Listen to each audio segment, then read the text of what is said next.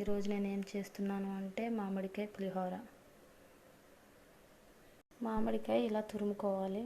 ఇవన్నీ పోపు దినుసులు, పచ్చిమిర్చి, ఆవాలు, జీలకర్ర, మినపప్పు, శనగపప్పు, ఇంగువ, పసుపు, పల్లీలు, కరివేపాకు,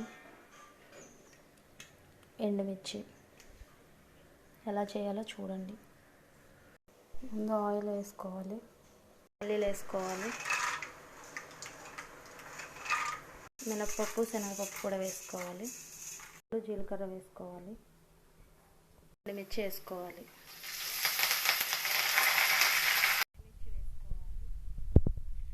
పసుపు, ఇంగువ కూడా వేసుకోవాలి, మామిడికాయ తురుము కూడా వేసుకోవాలి.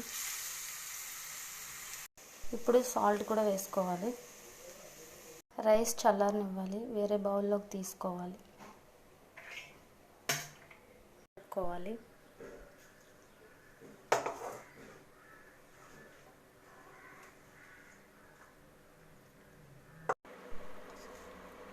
ఇప్పుడు రెడీ అయిపోయింది, చూడండి.